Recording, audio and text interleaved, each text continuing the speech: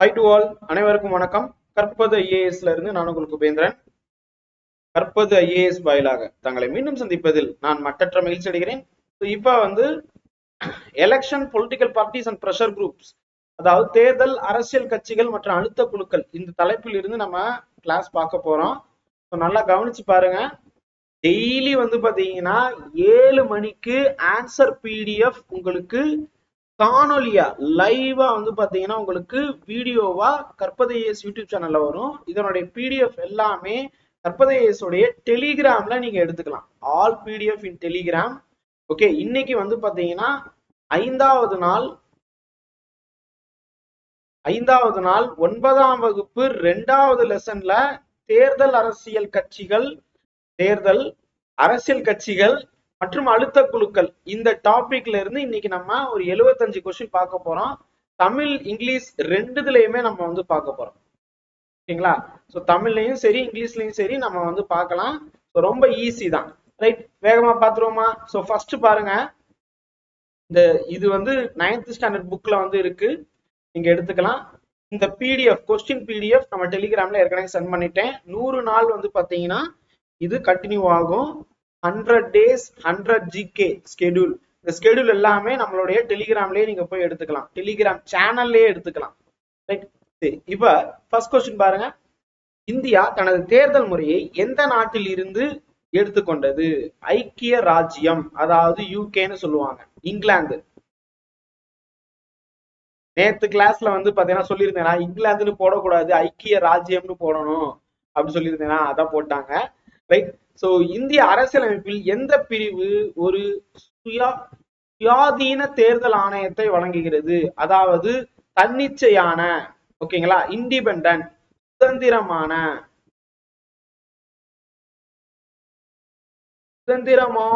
தேர்தல் ஆணையத்தை வழங்குகிறது அப்படின்னு கேக்குறாங்க.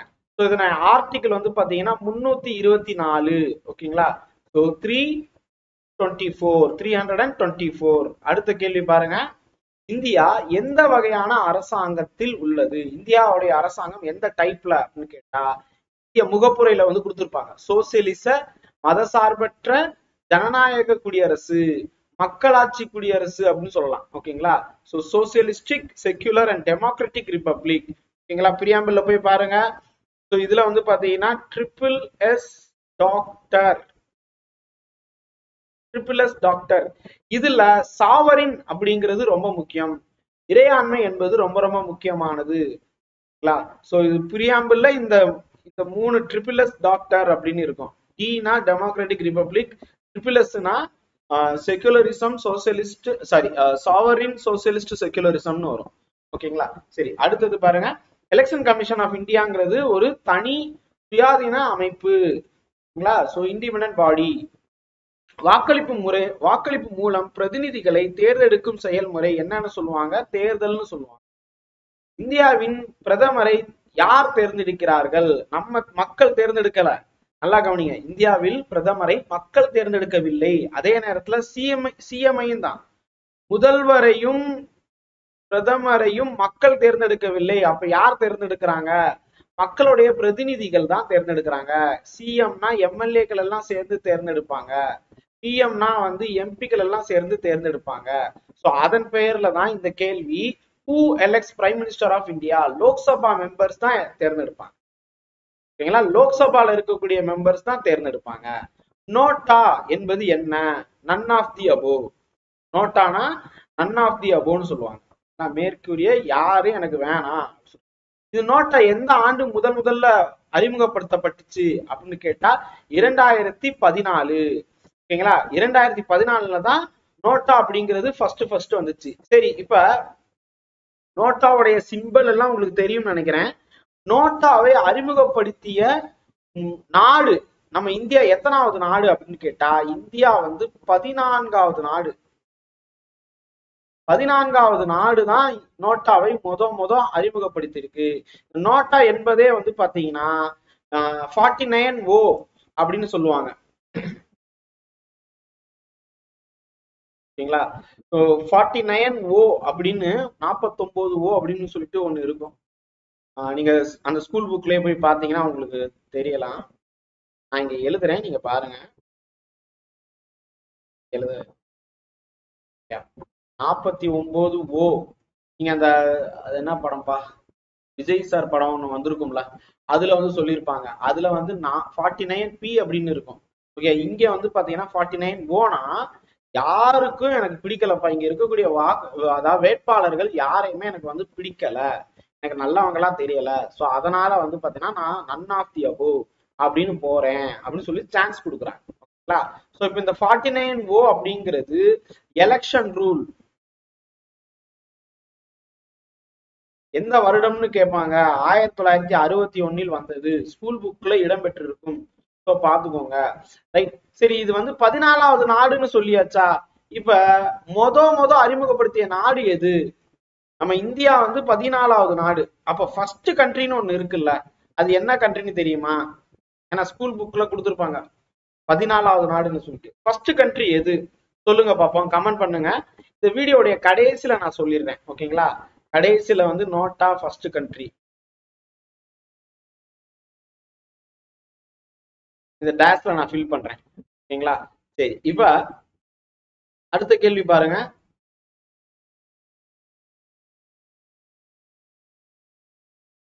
ஓகே, அடுத்த கேள்வி. விவிபேட் இதனுடைய நோக்கம் என்ன? விவிபேட் எதுக்காக வந்துச்சு அப்படின்னு கேட்டா, வெரிஃபைடு எலக்ட்ரானிக் ஓட்ஸ்.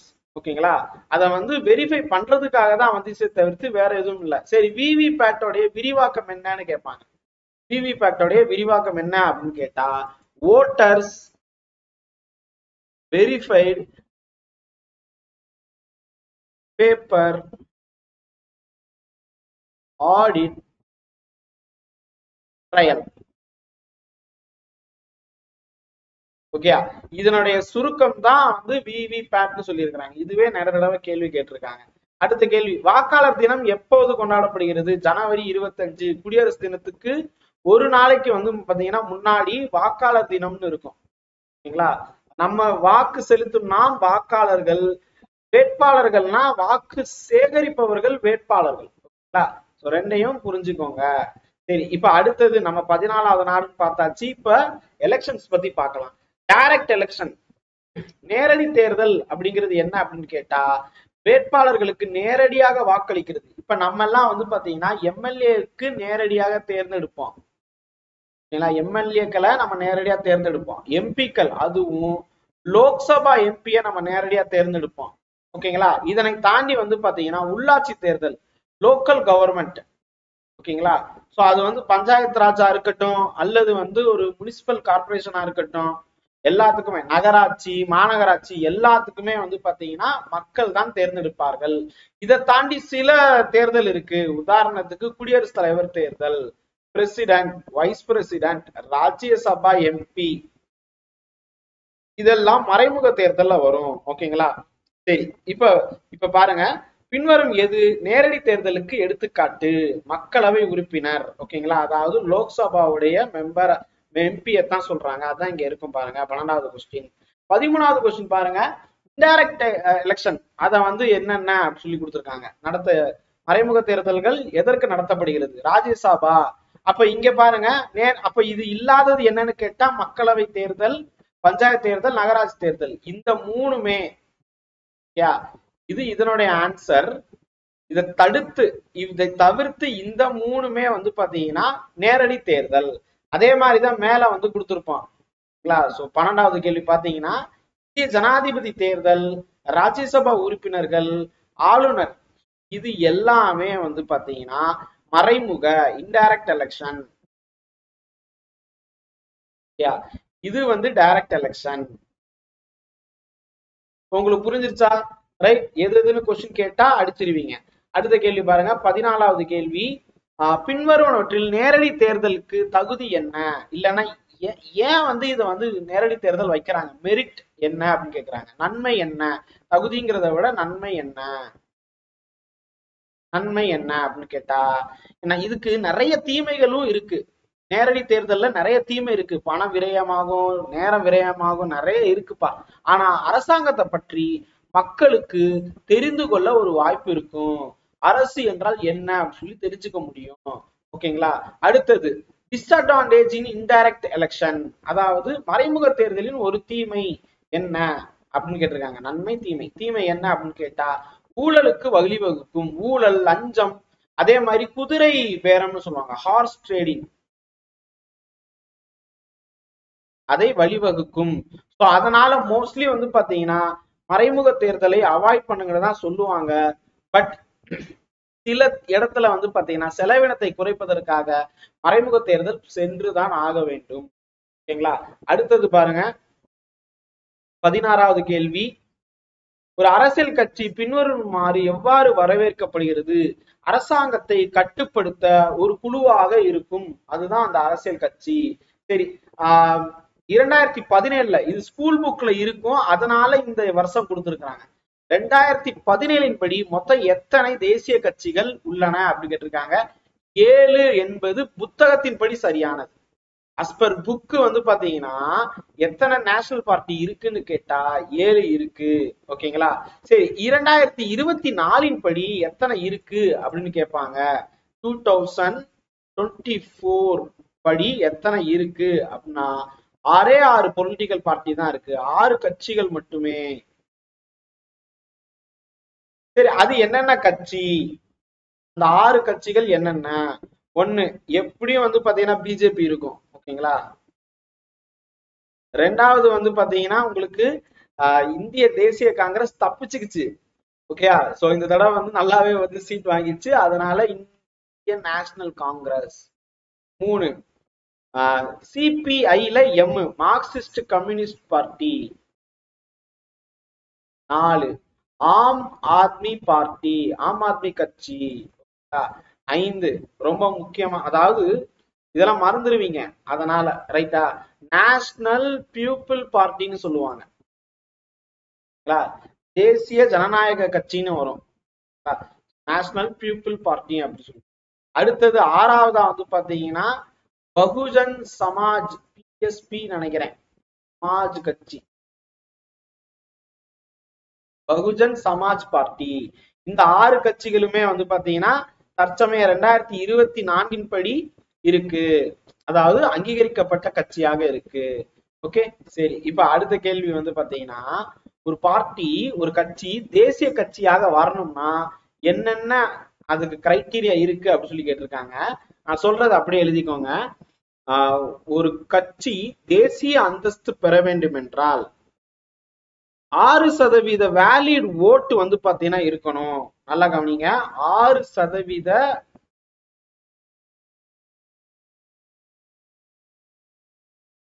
ஓட்டு வந்து பாத்தீங்கன்னா 4 மாநிலத்துல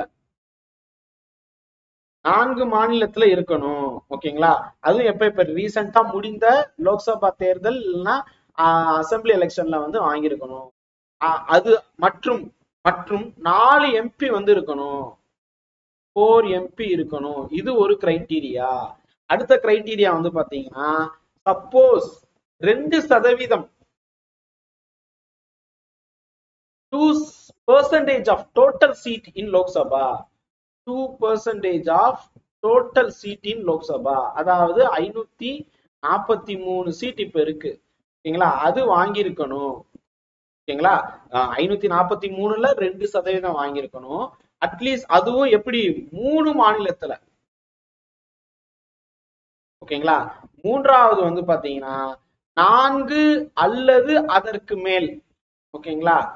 ஸ்டேட்ல ஸ்டேட் ரெகனைஸ்டு பார்ட்டியா வந்திருக்கணும், மாநிலத்தில் அங்கீகரிக்கப்பட்ட கட்சியாக வந்திருக்கணும். எஸ்பிஆர்னா ஸ்டேட் ரெகனைஸ்டு பார்ட்டியா வந்திருக்கணும், ரைட்? ரெகனைஸ்டு அப்படின்னு சொல்லிட்டு எழுதிக்கோங்க. சரி, இப்ப கொஸ்டினுக்குள்ள வரலாம். A party is recognized as national party if என்ன அப்படி சொல்லி கேட்டிருக்காங்க. ஒரு என்ன வந்து கிரைட்டீரியா அப்படின்னு சொல்லிட்டு, ஒரு மாநில தேர்தலில் வெற்றி பெறுதல், அது வருமானா? இல்ல. குறைந்தது 4 மாநிலங்களில் மாநில கட்சியா இருக்கணும். இங்க சொல்லியிருக்காங்களா லாஸ்ட் இது, அதுதான் இருக்கு. ஒரு மக்களவை தொகுதியில் வெற்றி பெறுதல், ஒரு மக்களவை தொகுதின்னு சொல்லல, இங்க வந்து பாத்தீங்கன்னா 4 எம்பி இருக்கணும். ஓகேங்களா? 4 எம்பி, 6% ஓட்டு 4 மாநிலத்துல இருக்கணும், அல்லது கூடுதலாக 4 எம்பிகள் இருக்கணும். இல்லைன்னா ஒட்டுமொத்த லோக்சபா எண்ணிக்கையில் 2% வாக்கு பிளஸ் 3 மாநிலத்துல அது வாங்கியிருக்கணும். ஒரே மாநிலத்துல ஒரு 2%ன்னு சொன்னா ஒரு 11 சீட்டு வரைக்குமாவது ஜெயிச்சிருக்கணும். 2% அப்படின்னு சொன்னா 11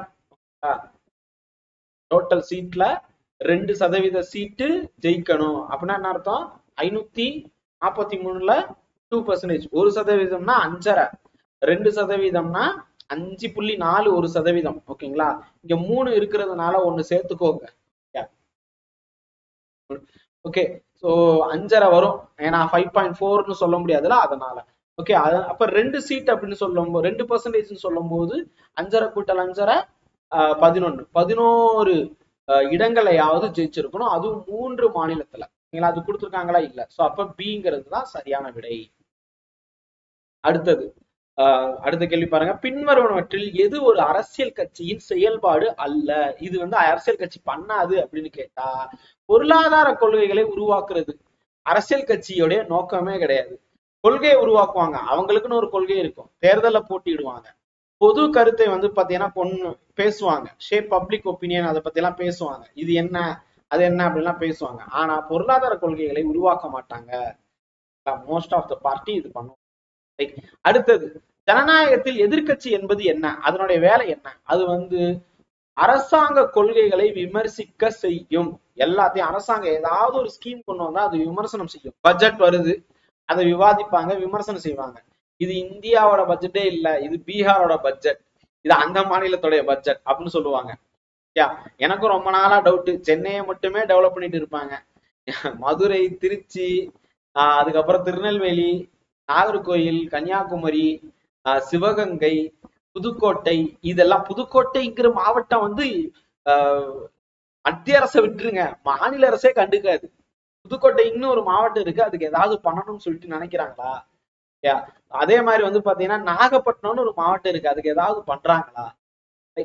ஏதாவது ஸ்கீம்ஸ் பாத்தீங்கன்னா ஸ்டேட் லெஜிஸ்லேட்டிவ்ல ஒதுக்குறாங்களா? சோ அப்ப இப்ப மாநில பட்ஜெட் ஒண்ணு வாசிப்பாங்க, தமிழ்நாடு பட்ஜெட் வாசிப்பாங்க, அதுல எத்தனை மாவட்டங்கள் புறக்கணிக்கப்படுதுன்னு சொல்லி கொஞ்சம் யோசிச்சு பாருங்க. ஓகேங்களா? மத்திய அரசுக்கு விமர்சனம் வைக்கக்கூடிய மாநில அரசாங்கம் எல்லா மாவட்டத்தையும் ஒருங்கிணைச்ச ஒரு பட்ஜெட் தயார் பண்றாங்களா? இந்த கேள்வி யாராவது எழுப்புறாங்களா? யோசிச்சு பாருங்க. நம்ம ஒரு 3 அடுக்கு முறையில தான் இருக்கோம், 3 டயர் சிஸ்டத்துல தான் நம்ம இருக்கிறோம். அப்ப 3 அடுக்கையுமே ஒரே சீரா பார்க்கணும்ல. நான் எந்த அரசுக்கும் சப்போர்ட்டாவும் பேசல, அகைன்ஸ்டாவும் பேசல. ஓகேங்களா? யாரு தப்பு பண்ணாலும் தப்பு தான். ஒரு கேள்வி ஒருத்தரை பார்த்து நம்ம கேட்கும் போது 3 விரல்கள் நம்மை நோக்கி இருக்கும். ஸோ மாநில அரசு மத்திய அரசை பார்த்து தமிழ்நாடுங்கிற வேர்டு மிஸ் ஆயிடுச்சுன்னு சொல்றாங்களே, இப்ப தமிழ்நாடு பட்ஜெட் வரும்போது எத்தனை மாவட்டங்களுடைய பெயர்கள், எத்தனை ஊர்களுடைய பெயர்கள் மிஸ் பண்றாங்க? கேட்டா மிஸ்ஸே பண்ணா, நாங்க எல்லாம் தமிழ்நாடுக்காக தான் இருக்கோம் அப்படின்னு சொல்லிட்டு இருந்தாங்கன்னா அவங்க அப்படிதான் பேசுவாங்க. நாங்க பீகாருக்காக மட்டும் பண்ணல, ஒட்டுமொத்த 12 லட்சம் நாங்க இது பண்றோம்ல, அதுல எத்தனை கோடி மக்கள் பாத்தீங்கன்னா தமிழ்நாட்டு மக்கள் இருப்பாங்க, எத்தனை பேர் ஐடில வேலை பாக்குறாங்க தமிழ்நாட்டுல இருந்து, அவங்க எல்லாத்துக்கும் பெனிஃபிட்ல அப்படின்னு தான் சொல்லுவாங்க. ஸோ கடைசியாக விளிம்பு நிலையில் இருப்பது நம்ம தான், மக்கள் தான். விழித்துக் கொள்வோம் மக்களே, 2 பேருமே ஒரே ஆளுதான், 2 பேருமே ஒரே மாதிரி தான். அழுத்த குழுக்கள்லாம் என்ன? ஓகேங்களா? இப்ப நான் சொன்னேன் பாத்தீங்களா, இது ஒரு அழுத்த குழு. ஓகேங்களா? அழுத்தமான ஒரு விஷயம், யோசிங்க அப்படின்னு சொல்றது அழுத்தமான விஷயம். தேர்தல்ல போட்டியிடும் அமைப்புகள் அப்படின்னு சொல்றாங்க. அழுத்த குழு மோஸ்ட்லி தேர்தலே போட்டியிடாது. ஓகேயா? பொது கொள்கைகளை பாதிக்கும் குழுக்கள் அப்படின்னு சொல்லியிருக்காங்க. ஆமா, பொது கொள்கைகளை பாதிக்கும் குழுக்கள் அப்படி சொல்லலாம். அரசாங்கத்துடைய பகுதி கிடையவே கிடையாது, அரசாங்கத்தை கிரிட்டிசைஸ் பண்ணிட்டே இருக்கும். தொழிற்சங்கங்கள் மட்டும் அப்படின்னு சொல்ல முடியாது. ஓகேங்களா? இதுக்குள்ள நிறைய இருக்கு. ஓகே, சோ அப்ப option B is the right answer.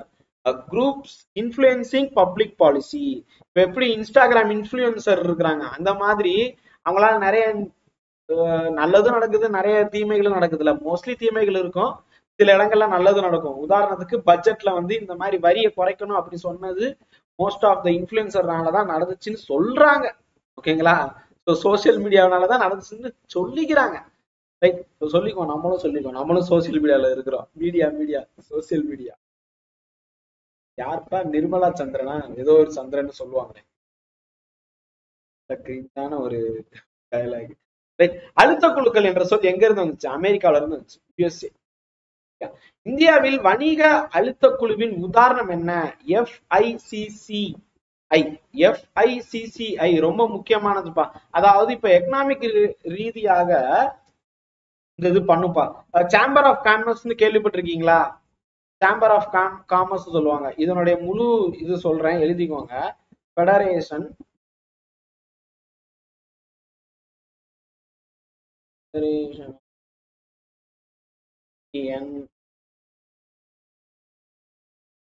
Chamber of commerce and industry.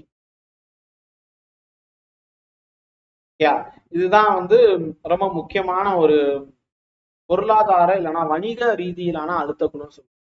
இந்திய வர்த்தகம் மற்றும் தொழில் கூட்டமைப்புன்னு சொல்லுவாங்க இதை தமிழ்ல. இந்திய வர்த்தகம் மற்றும் தொழில் கூட்டமைப்பு எழுதிக்கோங்கப்பா. சோ இது அரசோடைய ஒரு அங்கம் கிடையாது. அழுத்த குழு FICC ஒரு அழுத்த குழு. ரைட். பிரஷர் குரூப் என்ன பண்ணாது? தேர்தல்ல போட்டியிடாது, தேர்தல்ல போட்டியிடுதல் செய்யாது. ஓகேங்களா? சோ அதுதான் இங்க கொடுத்திருக்காங்க. அடுத்தது 25வது கேள்வி. ஜனநாயகத்தில் அழுத்தம் கொடுக்கும் குழுக்களின் பங்கு என்ன?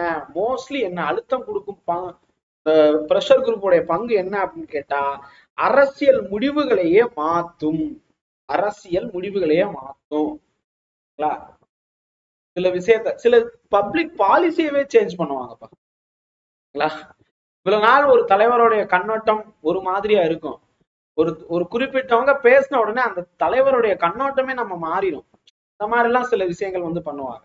26வது கேள்வி. இந்தியாவில் தேர்தல்களை நடத்துவது யார்? தேர்தல் ஆணையம். இந்திய தேர்தல் ஆணையம். போன கிளாஸ்ல தான் சொல்லியிருப்பேன், லோக்கல் பாடி எலெக்ஷனை தவிர்த்து மற்ற எல்லா தேர்தலையுமே இந்திய தேர்தல் ஆணையம் நடத்தும். அப்ப லோக்கல் பாடி எலெக்ஷனை, உள்ளாட்சி தேர்தலை நடத்துவது யார் என்றால் மாநில தேர்தல் ஆணையம். ஓட்டு போடுற வயசு வந்து 18. Universal adult franchise. வாக்காளர் பட்டியலை குறிக்கும் செயல்முறைக்கு என்ன சொல்? வாக்காளர் பதிவு. Electoral rolls making. எலக்ட்ரல் காலேஜ்னா யார் யார் அப்படின்னு கேட்டா நம்ம எல்லாம் தான். ஓட்டர் ரிஜிஸ்ட்ரேஷனை தான் சொல்றாங்க இவங்க. சரி, இப்ப சோழர் காலத்தில் என்ன மாதிரியான இது பின்பற்றப்பட்டுச்சு? பாக்ஸ் கொஸ்டின் பா. குடவோலை முறை பின்பற்றப்பட்டது. இப்ப தேர்தலின் போது சட்டம் ஒழுங்கை பராமரிப்பு பொறுப்பு யாருக்கு இருக்கு அப்படின்னு கேட்டா, இது நிறைய திரைப்படங்கள்ல பார்த்திருப்பீங்க. குறிப்பா விஜயகாந்த் ஒரு தேர்தல் கமிஷனா ஒரு படத்துல வந்திருப்பாரு, அதுல பார்த்திருப்பீங்க. ஓகேங்களா? தேர்தல் ஆணையத்துக்கு தான் அந்த பொறுப்பு. தேர்தல் டயத்துல சட்டம் ஒழுங்கு வந்து கரெக்டா இருக்கணும், பாதிக்க கூடாது. பாதிச்சுன்னா அதுக்கு வந்து கவர்மெண்ட் பொறுப்பு ஏத்துக்காது, எலெக்ஷன் கமிஷன் தான் பொறுப்பேற்றுக்கணும். சரி, அடுத்தது இது மருதமலை படத்துலயும் வரும். தேர்தல் நடத்த விடாம இது பண்ணிட்டு இருப்பாங்க. சோ அப்ப எலெக்ஷன் கமிஷன் தான் அதை வந்து பொறுப்பு எடுத்துக்கணும். சரி, இந்திய ஜனாதிபதி பின்வருவற்றின் மூலம் எவ்வாறு தேர்ந்தெடுக்கப்படுகிறார்? மறைமுக தேர்தல் மூலியமாக. இது முன்னாடியே நம்ம பார்த்துட்டோம். ஓகேங்களா? அடுத்தது இந்திய தேர்தல்களில் பயன்படுத்தப்படும் வாக்குப்பதிவு எந்திரத்தின் பெயர் என்ன? Electronic voting machine. மின்னணு வாக்குப்பதிவு எந்திரம்னு சொல்லுவாங்க. இதை தயாரித்த நிறுவனம் BEL, பாரத் எலக்ட்ரானிக்ஸ் லிமிடெட். நல்லா கவனிச்சுக்கோங்க, BEL தான் வருமே தவிர்த்து பாரத் ஹெவி எலக்ட்ரிக் லிமிடெட் அப்படின்னு வராது, BHEL வராது. நம்ம கன்ஃபியூஸ் பண்றதுக்காகவே கொடுத்துருப்பாங்க. ரெண்டுமே ஒரு பொதுத்துறை நிறுவனமா இருக்கு. திருச்சி, ராணிப்பேட்டை இங்கெல்லாம் இருக்கக்கூடியதான் BHEL. ஓகேங்களா? BHEL வராது. இவங்க பாய்லர் தயாரிப்பாங்க. BHEL ஹெவி அப்படின்னா பாய்லர் தயாரிக்கிறது. இவங்க வந்து கிட்டத்தட்ட ஒரு IT கம்பெனி மாதிரியே இருப்பாங்க. Bharat electronics limited. எலக்ட்ரானிக்ஸ் அப்படிங்கிறது வீட்டுல இருக்கக்கூடிய மின்னணு பொருள், மின்சாதன பொருட்கள். ஆனா எலக்ட்ரிக் அப்படிங்கிறதுக்கு வித்தியாசம் இருக்கு. ஓகேங்களா? ஸோ எலக்ட்ரானிக்ஸ் அண்ட் கம்யூனிகேஷன் இன்ஜினியரிங்க்கும் ட்ரிபிள்இக்கும் வித்தியாசம் உண்டு. ஓகேங்களா? சரி, இப்ப இவங்க தான் தயார் பண்ணியிருக்கிறாங்க. இதுல ஒரு இன்ஜினியரா இருந்தவர் தான் நம்மளுடைய தமிழ்நாட்டின் எழுத்தாளர் சுஜாதா, திரு ரங்கநாதன் அவர்கள். திருச்சியை சேர்ந்தவங்க. ஓகேங்களா? ஸ்ரீரங்கத்து தேவதை அப்படிங்கிற ஒரு புக்கும் எழுதியிருப்பாரு. ஏன்னா ரொம்ப நல்லா அழகா இருக்கும், புக்கு வாசிக்க ரொம்ப அழகா இருக்கும். ரைட். சரி, இந்த பெல் நிறுவனத்தை பத்தி கேக்குறாங்க, சுஜாதா அவர்கள் பத்தி கேட்பாங்கப்பா. எக்ஸ்ட்ரா தகவல் எழுதிக்கோங்க, நம்ம தமிழ் புக்ல வந்து இது இருக்கு, எல்லாத்தையும் படிக்கணும். சரி, இப்ப the term used for region that elects a representative is dash. அதாவது ஒரு பிரதிநிதியை தேர்ந்தெடுக்கும் ஒரு பிராந்தியத்திற்கு, ஒரு குறிப்பிட்ட பிராந்தியத்துக்கு பயன்படுத்தும் சொல் எதுனா தொகுதி. எத்தனை தொகுதிகள் ஜெயிச்சாங்க அப்படின்னு கேட்பாங்க. 234 தொகுதி தமிழ்நாட்டுல இருக்கு. இந்தியா முழுவதும் லோக்சபாவுக்கு 543 தொகுதிகள் இருக்கு. நாடாளுமன்றத்தில் எந்த அவை மக்களால் நேரடியாக தேர்ந்தெடுக்கப்படுகிறது? எந்த அவை அப்படின்னு கேட்டா மக்களவை. ராஜ்யசபா வராது, லோக்சபா. இதெல்லாமே பாருங்க. இது நாடாளுமன்றம்னு கேட்டிருக்காங்க. மாநில சட்டமன்றம் அப்படிங்கிறது state legislative assembly. State legislative கவுன்சில்ங்கிறது சட்டமன்றம்னு கொடுத்துருக்காங்களா, சட்ட மேலவை. சட்ட மேலவை. இந்தியாவில் பொது தேர்தல் எத்தனை முறை நடத்தப்படும் அப்படின்னு கேட்டா 5 வருஷத்துக்கு ஒரு தடவை நடத்துவாங்கப்பா. கட்டாயமா 5 வருஷத்துக்கு ஒரு தடவை நடத்தியே ஆகணுமா அப்படின்னு கேட்டா ஆமா. ஒவ்வொருதுக்கும் டியூரேஷன் மேக்சிமம் 5 இயர்ஸ் தான். ஸோ அப்போ மேக்சிமம் 5 இயர்ஸ்க்கு ஒன்ஸ் நடத்தியே தீரணும். ஓகே, உலக அளவில் எத்தனை வகையான கட்சி அமைப்புகள் இருக்கு அப்படின்னு கேட்டா 3 வகையான கட்சி அமைப்புகள் இருக்கு. ரைட்டிஸ்ட், லெப்டிஸ்ட், சென்டரிஸ்ட் அப்படின்னு சொல்லுவாங்க. 3 வகையான கட்சி அமைப்புகள் இருக்கு. சரி, அடுத்தது 37வது கேள்வி. பின்வரும் நாடுகளில் ஒற்றை கட்சி முறை பின்பற்றும் நாடு எது? சீனா. கொஸ்டின் நிறைய தடவை கேட்டிருக்காங்க. ஸோ அப்போ ஒற்றை கட்சி முறை இருக்கக்கூடிய நாடுகள் என்னென்னு கேட்பாங்க. எழுதிக்கிறீங்களா? அதாவது சிங்கிள் பார்ட்டி சிஸ்டம் இருக்கக்கூடிய கண்ட்ரிஸ் என்னென்ன. இங்க வந்து நமக்கு ஆப்ஷன்ல பாத்தீங்கன்னா சைனா மட்டும் தான் கொடுத்துருக்காங்க. நீங்க ஸ்கூல் புக்ல போய் பாருங்க, அதுல வந்து என்ன சொல்ல என் நம்பர் ஆஃப் இது கொடுத்துருப்பாங்க, சம் இன்ஃபர்மேஷன் எக்ஸ்ட்ராவா கொடுத்துருப்பாங்க. இப்ப சைனாவை தாண்டி எதெல்லாம் வரும் அப்படின்னு கேட்டா சைனா, கியூபா மற்றும் முந்தைய யூனியன் சோவியத் ரஷ்யா அதெல்லாம் வரும். ரைட்டா? ஸோ யூஎஸ்எஸ்ஆர், அதாவது இப்போதைக்கு சைனா மட்டும் தான் இருக்கிறாங்க. கியூபா சொல்லலாம்,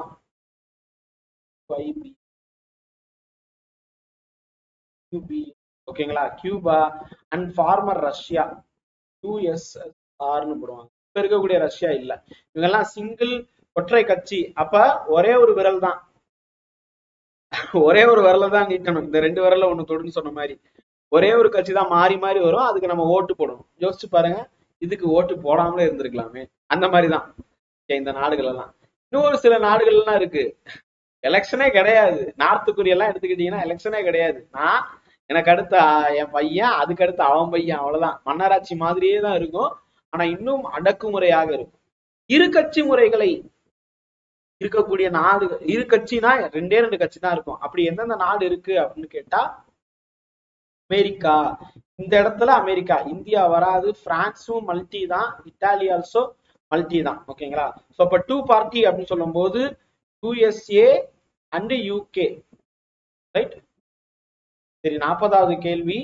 மல்டி பார்ட்டி சிஸ்டம் அப்படிங்கிறது என்ன அப்படின்னு கேட்டிருக்காங்க. அதாவது பல கட்சி அமைப்பின் முக்கிய நன்மைகள் என்ன? நமக்கு நிறைய இது கிடைக்கும், சாய்ஸ் கிடைக்கும், நிறைய சாய்ஸ் கிடைக்கும், அதிக பிரதிநிதித்துவம் கிடைக்கும். ஓகேங்களா? மோர் ரெப்ரசன்டேட்டிவ். சரி, அடுத்தது வந்து பாத்தீங்கன்னா 41வது கேள்வி. பொலிட்டிக்கல் பார்ட்டி ஹெல்ப்ஸ், அரசியல் கட்சி இதற்கு உதவுகிறது என்ன அப்படின்னு கேட்டா தேர்தல் பிரச்சாரத்துக்கு உதவும், ஒரு கொள்கை உருவாக்கும் உதவும், அரசு உருவாகிறதுக்கு உதவும். ஓகேங்களா? அப்படிதான் வந்து ஒரு அரசியல் கட்சி வருது. ஆளும் கட்சினா யாரு அப்படின்னு கேட்டிருக்காங்க. ரூலிங் பார்ட்டி அப்படிங்கிறது அதிக வாக்கு பெற்ற கட்சி தான் ரூலிங் பார்ட்டி. ஓகேங்களா? சோ இதுக்கு ஒரு நம்பர் இருக்கு, எழுதிக்கோங்க. பொதுவா வந்து தமிழ்நாடு பொறுத்த வரைக்கும் ரூலிங் பார்ட்டியா வரணும்னா 118 இடங்கள் ஜெயிக்கணும். 234ல 118 இடங்கள் ஜெயிச்சா அவங்க வந்து ரூலிங் பார்ட்டி, ஆளும் கட்சி. அதுவே வந்து பாத்தீங்கன்னா இந்தியாவாக இருந்துச்சுன்னா லோக்சபா தேர்தல்ல வந்து பாத்தீங்கன்னா மொத்தம் 543 இருக்கு. 272க்கு மேல ஜெயிச்சா கண்டிப்பாக அவர்கள் ரூலிங் பார்ட்டி. சோ இந்த நம்பர் எழுதிக்கோங்க, கொஸ்டின் கேட்பாங்க. அடுத்தது, ஜனநாயகத்தின் எந்த கட்சி அரசாங்கத்தை உருவாக்குகிறது? பெரும்பான்மை இடம் பெற்ற கட்சி தான், மெஜாரிட்டி யாருக்கோ அவங்கதான் வந்து ரூலிங் பார்ட்டி, அரசாங்கத்தை அமைப்பாங்க.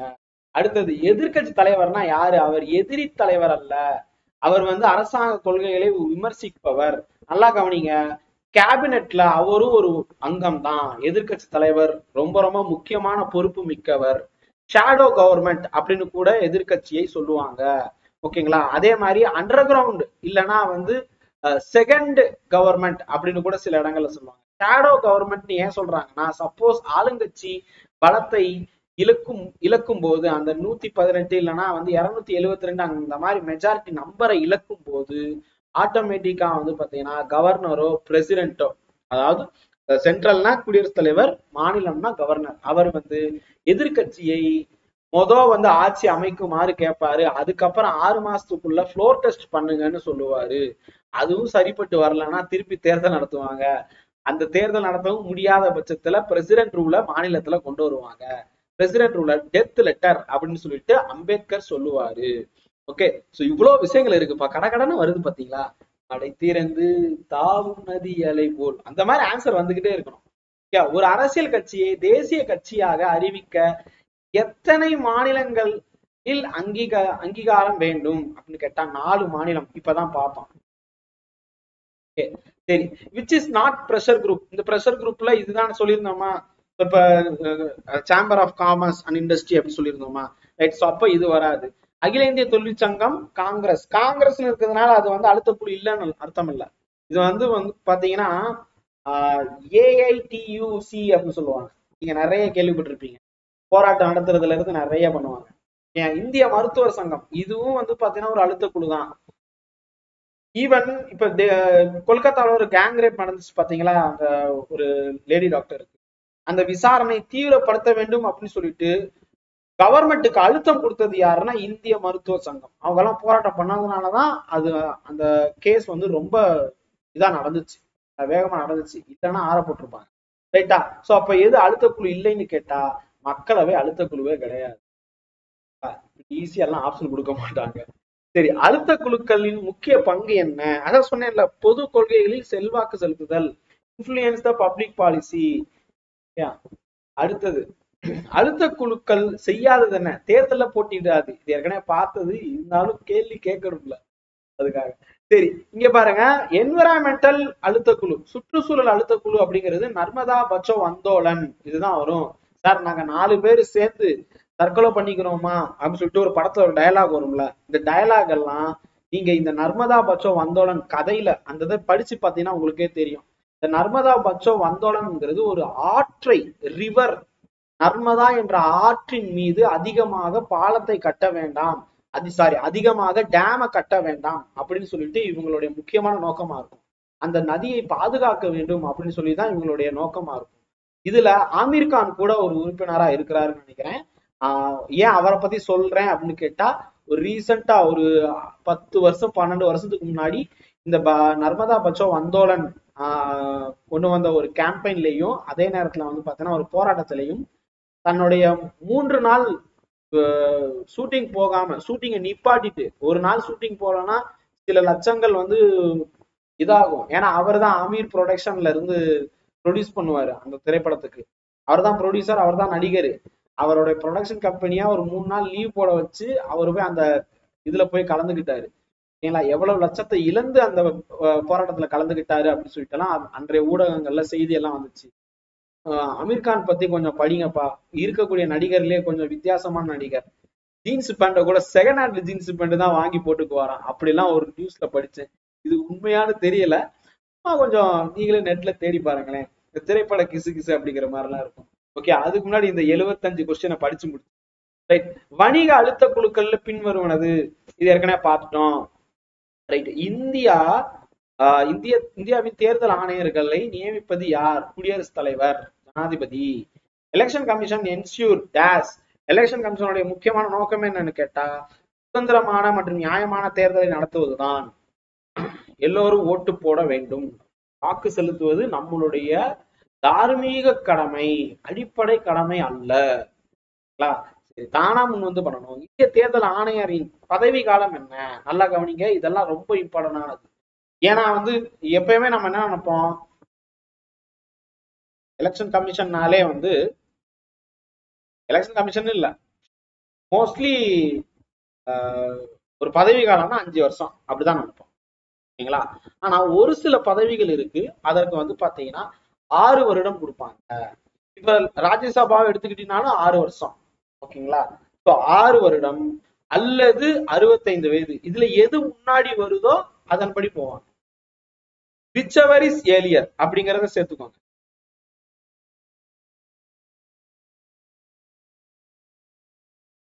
whichever is earlier அதன்படி வந்து பாத்தீங்கன்னா போற மாதிரி இருக்கும், பதவியில இருந்து வெளியே போற மாதிரி இருக்கும். ரைட்டா? சரி, இப்ப அடுத்த கேள்வி பாருங்க. இந்திய அரசியலமைப்பின் எந்த பிரிவின் கீழ் தேர்தல் ஆணையம் இருக்கு? ஃபர்ஸ்டே பார்த்துட்டோம் இதனுடைய ஆர்டிக்கிள் 324. சரிங்களா? சோ தேர்தல் ஆணையம் பத்தி ஒரு தனி வீடியோ நம்ம போட்டிருக்கோம். கற்பதேசல இந்திய அரசியலமைப்பு லட்சுமிகாந்த் பாலிட்டி பிளேலிஸ்ட் ஒண்ணு இருக்கும், அதுல போய் பாருங்க. எலெக்ஷன் கமிஷன் அவங்களுடைய ரெஸ்பான்சிபிலிட்டி என்ன, பொறுப்புகள் என்ன? தேர்தல் நடத்துறது, வாக்குகளை எண்ணுறது, அரசியல் கட்சிக்கு அங்கீகாரம் கொடுக்கிறது, இதெல்லாம் தான் வரும். சோ அப்ப அனைத்தும் அப்படிங்கிறது வருது, மேற்கூறிய அனைத்தும்.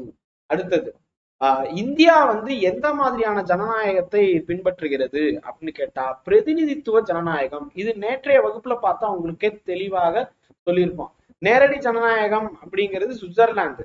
நம்ம இந்தியா மற்றும் சில நாடுகள் வந்து பாத்தீங்கன்னா பிரதிநிதித்துவம், அமெரிக்கா, இதெல்லாம் பிரதிநிதித்துவம். முடியாச்சு இப்போதைக்கு ஆல்மோஸ்ட் இல்ல, வேணும்னா கைலாசாவை சொல்லலாம். ஓகேங்களா? ஜப்பான்ல கூட ராஜா மன்னர் இருக்கிறாரு, பூட்டான்லயும் மன்னர் இருக்கிறாரு. ஆனா அவங்க எல்லாம் வந்து இப்ப மக்களாட்சிக்கு போயிட்டாங்க. ஓகேங்களா? சோ அப்ப இல்ல. சர்வாதிகாரம்ங்கிறது நார்த் கொரியாவை சொல்லலாம்.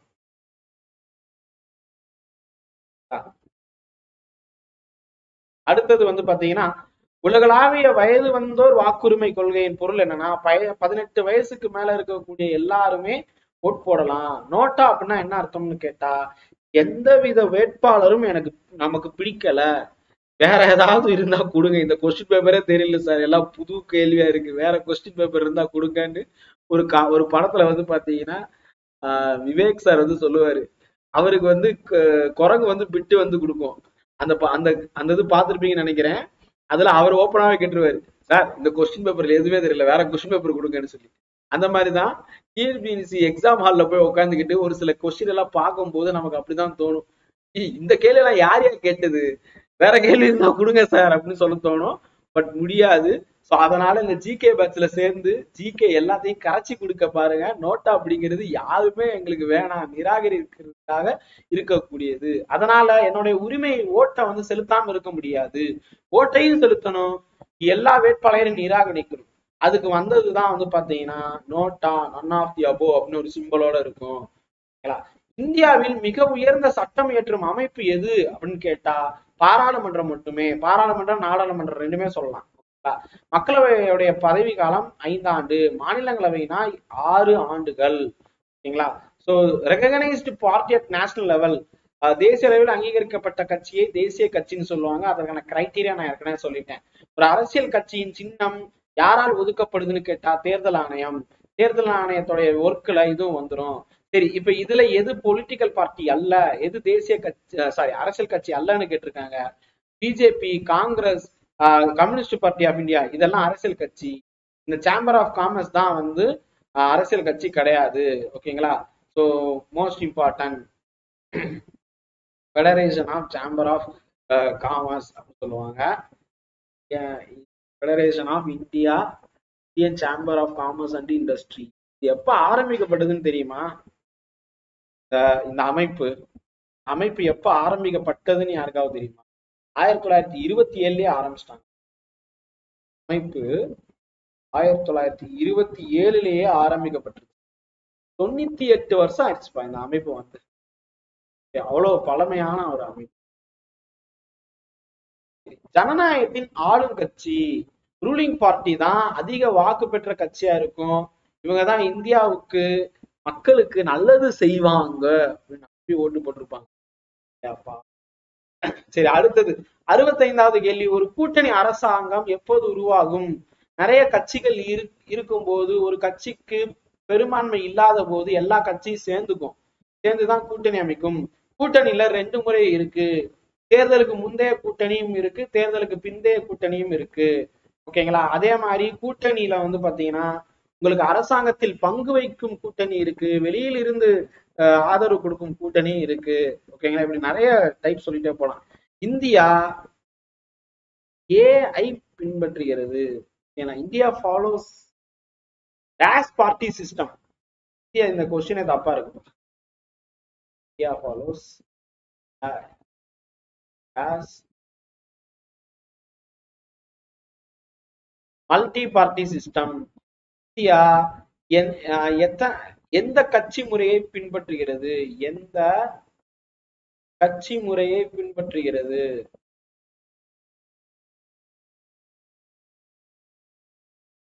ஓகேங்களா? எந்த கட்சி முறையை அப்படின்னு கேட்டா பல கட்சி முறையை பின்பற்றுகிறது.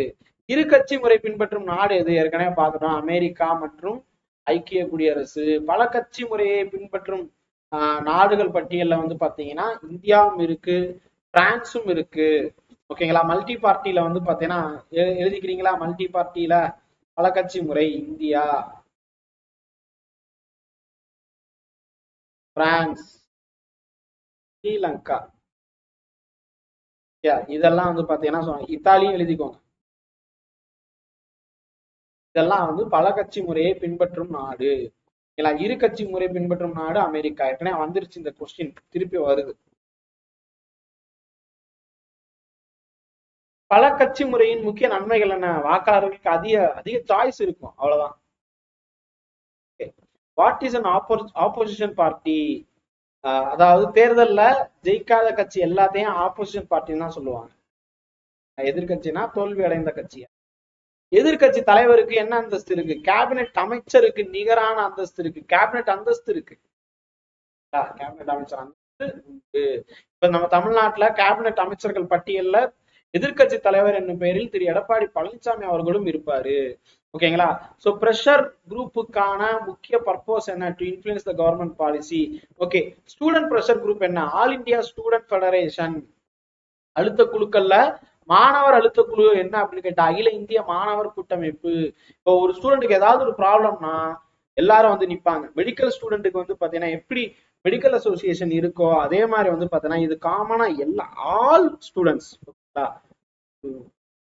டெல்லி ஐஐடில வந்து ஏதாவது ஒரு பாதிப்பு நடக்குது, இல்ல மெட்ராஸ் ஐஐடில ஒரு பாதிப்பு நடக்குது, எங்கேயோ ஒரு மூலையில வந்து ஒரு ஸ்டூடெண்ட்டுக்கு ஏதோ ஒரு இழப்பு பாதிப்புனா வருவாங்க. அரசாங்கமே வந்து அவங்க சொல்றத காது கொடுத்து கேட்கும். Pressure group different from political parties because அவங்க எலெக்ஷன்ல போட்டியிட மாட்டாங்க. ஃபேமஸ் என்விரான்மெண்டல் வந்து நம்ம பார்த்துட்டோம், ஏற்கனவே பார்த்ததுதான். சரி, பிரஷர் குரூப்போடைய ஒர்க் என்ன? பிரஷர் குரூப்போடைய ஒர்க் என்ன? மனு கொடுப்பாங்க, பெட்டிஷன் போடுவாங்க, அப்புறம் போராட்டம் பண்ணுவாங்க, அப்புறம் வந்து பரப்புரை செய்வாங்க. ஓகேங்களா? சோ இது அதே மாதிரி வந்து இந்திய தேசிய காங்கிரஸ் சுதந்திரத்தின் போது அவங்களுடைய நோக்கங்கள் என்னவாக இருந்துச்சு அப்படின்னு சொல்லும் போது அவங்களும் இதே மாதிரிதான் பிரேயர் பண்ணுவாங்க, பெட்டிஷன் போடுவாங்க, டீசிங் பண்ணுவாங்க, கெஞ்சுவாங்க. ஓகேங்களா? அப்படிதான் இருந்துச்சு. அது எது வரைக்கும் அப்படின்னு கேட்டா கிட்டத்தட்ட அந்த மிதவாதம் மற்றும் தீவிரவாதம்னு பிரிஞ்சாங்கல்ல, அதுக்கு முன்னாடி வரைக்கும். சோ தீவிரவாதம் தீவிர தேசியவாதிகள் அப்படின்னு சொல்லிட்டு காங்கிரஸ்ல இருந்தாங்கல்ல, லால் பால் பால், அவங்கள இருந்துதான் கொஞ்சம் விறுவிறுப்பாக வந்து இந்திய தேசிய காங்கிரஸே மாறிச்சு. அதுக்கப்புறம் 2 பேரும் பிரிவாங்க, அதுக்கப்புறம் திருப்பி சேர்ந்துருவாங்க. ஓகேங்களா? சோ அவ்வளவுதான், 75 கேள்விகள் முடிந்தது. ஸோ தொடர்ந்து படிச்சுட்டு வாங்க. இந்த 100 நாள் வேலைவாய்ப்பு திட்டம் கேள்விப்பட்டிருப்பீங்க, அதே மாதிரிதான் இந்த 100 நாள் வந்து பாத்தீங்கன்னா இந்த ப்ரோக்ராம். பிப்ரவரி 1ஆம் தேதியில ஆரம்பிச்சோம், இன்னைக்கு 5/2/2025 பிப்ரவரி 5ஆம் தேதி.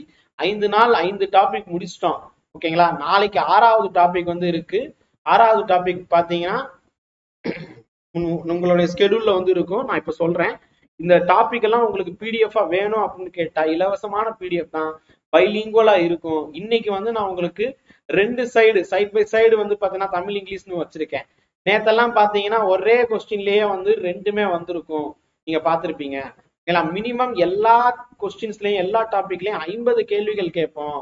ஆனா தொடர்ந்து வந்து பாத்தீங்கன்னா தேர்வு 1, 2, 3, 5 இது எல்லாத்துலயுமே நாங்க 75 கொஸ்டின் கேட்டிருக்கோம். தேர்வு 4ல மட்டும் வந்து பாத்தீங்கன்னா 105 கேள்விகள் கேட்டிருக்கோம். மொத்தம் எத்தனை? 105 கொஸ்டின் வந்து கேட்டிருக்கோம். அப்ப மினிமம் 50 கூட நம்ம போகலாம், அதை விட அதிகமா தான் நம்ம கேட்கிறோம். ஸோ கண்டிப்பாக இந்த பேட்ச்ல ஜாயின் பண்ணுங்க. இது இலவசமான பேட்ச் தான், டெலிகிராம்ல வந்தாலே போதும். இந்த யூடியூப் சேனல் எதுக்கு அப்படின்னு கேட்டா இந்த யூடியூப் வழியாக ஆன்சர் கீ வந்து பாத்தீங்கன்னா உங்களுக்கு கிடைக்கும்.